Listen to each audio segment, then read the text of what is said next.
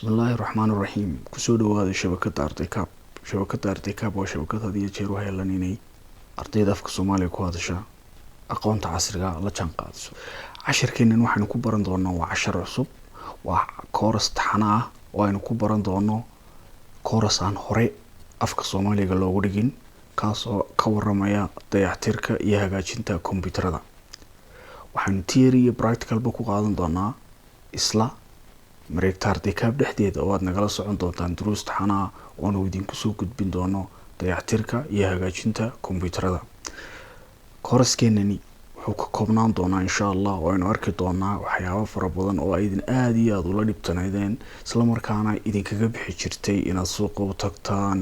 isku daydaan soo hagaajisaan ama cilado yar oo fudud oo had iyo jeer qofku markuu aan aqoon u lahayn hagaajinta iyo dayactirka kombiyuutarka ku noqonaysa mid aad iyo aad ugu ballaaran waa anigoo macallin guuleeda oo idin soo jeedinaya course-keenan haddii aynu u dhaadhacno course-keena marka hordhaca oo cutubka koowaada ka hor intaynaan hore ugu sii dhaadhicin duruusteena taana aynu ku baran doono dayactirka iyo hagaajinta kombiyuutarada waa inaynu marka hore baranaa ama ogaanaa saddexdan su'aalood saddexdan haddii aynu ka jawaabi karno baynu kombiyuutar hagaajin karnaa dayactiri karnaa kana biin karnaa wixii cilada ku yimaada marka hore waa inuu garanaa kombiyuutarku muxuu yahay kombiyuutar mar labaadka waa inuu ogaanaa siduu u shaqeeyaa kombiyuutarku imisa noocba oo marka saddexaad aynu baranaa noocyada kombiyuutarada loo kala saaro kombiyuutarka waa inaad barataa wuxuu yahay shay kasta uu qabanayo iyo qaabka uu shaqeeyo shaqada kombiyuutarka oo aad barataa suu shaqeeyo waxay kuu sahlaysaa inaad si fudud u hagaajiso cilada kugu timaada kombiyuutarkaaga noocyada kombiyuutarada oo barataa waxay si fiican kuugu sahlayaan inaad sida ugu fudud u hagaajin karto nooca kombiyuutarka ciladaysan way kala duwan yihiin kombiyuutaradu way kala cilada badan yihiin way kala cilada duwan yihiin cutubkeena koowaad hordhiciisa casharka koowaad balaynu galno kombiyuutarku oo aynu ka jawaabno su'aashii ahayd waa maxay kombiyuutar kombiyuutarku waa aalad ku shaqeysa awoodda korontada ama electriga taasoo u adeegsata shaqada ay noo qabanayso afar marxaladood oo kala ah input processing output storage wargelin oo marka hore qofku siiyo kala shaandhayn oo ah inuu kombiyuutarka uu kala xadeeyo oo kala shaandheeyo shaqada uu qabanayo warcelin oo ah inuu war kugu soo celiyo shayga aad kombiyuutarka siiseed marka hore tiri kombiyuutarkaygaasi waxay soo qabtay inputka ku soo siisay ee processkuna ku sameeyay marka afraadna waa inuu ku sameeyo storage oo ikhtiyaariyan adiga ku haboon inaad kaydsanayso iyo inaad halka ku dhaafiso marka shaqadii ku dhamaysato kombiyuutarka oo dhami wuxuu u baahan yahay xog qaydin oo data la yiraahdo si uu soo saaro warbixin aynu fahmi karno information la yiraahdo si aynu u fahno qaabka uu kombiyuutarkeenu ku shaqeeyo waa inaan marka hore baranaa ama kala ogaanaa waxa loo yaqaan information processing cycle-ka information processing cycle-ku waa qaabka afarta marxaladood ee kombiyuutarkaagu marka koowaadba uu shaqadiisa gaarka u qabto ee uu adigana kuugu shaqeeyo qaabka ay u dhacaan hadaba information processing cycle-ku ama afarta marxaladood ee kombiyuutarka kala ah wargelin warcelin kala maamulid ama kala shaandhayn iyo kaydin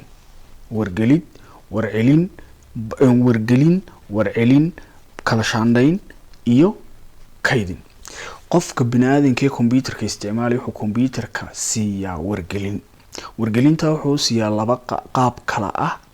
in uu keyboardkiisa isticmaalo ama in mouse-ka isticmaalo kombiyuutarka ku xidhan ama uu touch-ka isticmaalo kombiyuutarka screen-kiisa taaban karo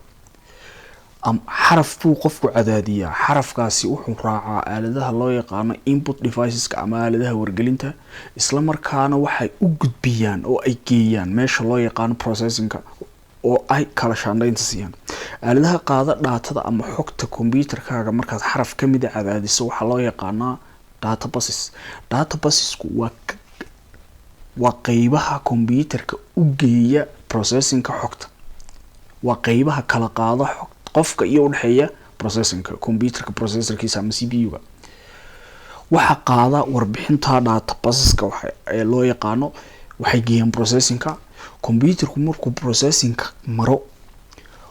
ee uu datadii noo kala shaandheeyo wuxuu dib inoogu soo celiyaa datadeeni isagoo inoo soo raacinaya data bus device ama aaladihii xogta ka kala qaadiyay computerka dhexdiisa